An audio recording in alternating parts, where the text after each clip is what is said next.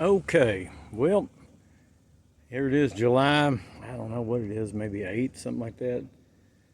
Out here on Lake Lavon, finally, I get a chance to do another lake check. This lake has been closed for almost probably a month, and prior to that, we were having storms. Of course, that's why it was closed, because it overfilled about 12 feet. And of course, we were having the storms and tornadoes and hail and the wind and the whole nine. So you couldn't go out before that. So this is the first chance I've had to do a lake check in 2 or 3 months. But here I am, and it is a glorious day today. About 3 to 5 mile an hour winds. The lake's full, to say the least. I think it's about 2.5 feet over. They just opened the ramps here about 2 days ago, maybe. And here we go. This is a 2020 Tahoe 160 or a 16T. You think I should probably know that, wouldn't you? Let me look and check here. It is called a TF16. Sorry about that. You think I'd remember that? And it's got the optional 75 horsepower Mercury 4-stroke motor. And I've been out here about 15 or 20 minutes, like I always do, make sure everything runs right and good and checks out good before I do a video. And so here we go. There it is, running like a sewing machine. Good strong stream of water coming out of it. Like I said, I've been here about 20 minutes. I've GPSed this thing at 39 miles an hour. And that's with the factory aluminum 4-blade props. So if you wanted to tinker with the props a little bit, I bet you can get 40, 42 maybe out of it as much. Now I'm out by myself, so you know, if you start putting more people in it, obviously it's going to slow it down. It does have a full tank of gas, so it's me with a full tank of gas. But it runs really well. I'm impressed. These things are fun. I've been itching to take this little boat out. They're a fun boat, good starter for a family. Good family starter boat, but frankly, it's a good boat for just to have around. You don't want to have a bunch of money invested in something, and it's still fun to drive. It's got some sex appeal as far as the aesthetics go, the appearance.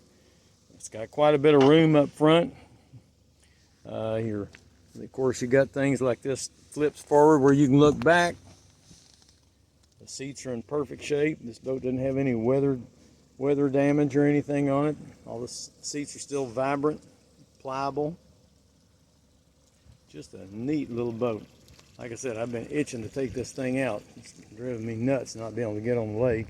And the other ramps are too far away to really drive over to them. It'd kill a half a day just driving over and back. I say that, you know, probably an hour and a half. I'm gonna call it a half a day, but it's a hassle. And unfortunately, Texas doesn't spend any money on their boat ramp facilities and parks and stuff like the other states do. So we don't have very good facilities to park the boat out if you want to. You know, so we pretty much have to leave the trailer in the water on these short little tests. But enough of that. Here we go. Let's take a spin. All right, here we go. Trim this thing down. Pop it up a little bit. And get it turned around a little. And here we go. Let's see how long it takes to plane out. And we're up and running that quick. This little 75 runs good.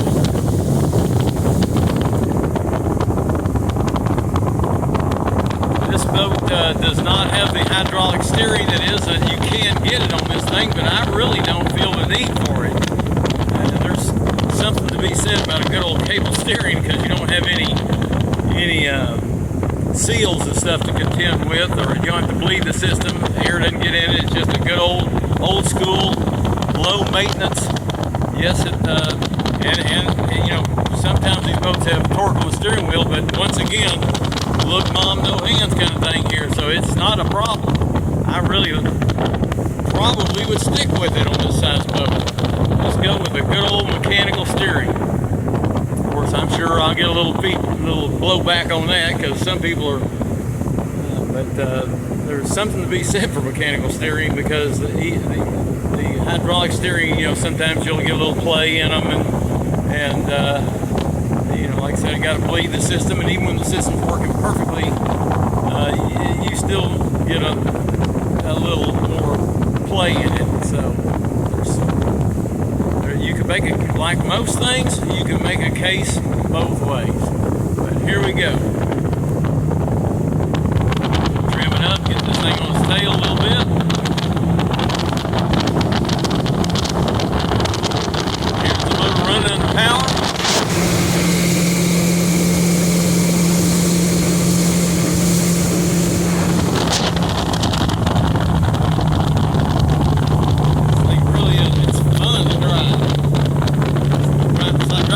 It's like driving a sports car.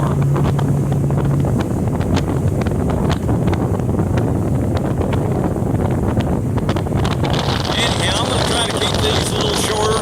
I get long-winded, and if you're like me watching these videos, sometimes I feel like crawling the walls waiting for the guy to move on to the next subject. So I'm going to go ahead and end it here, but fun little boat. It's great to be back out in the lake.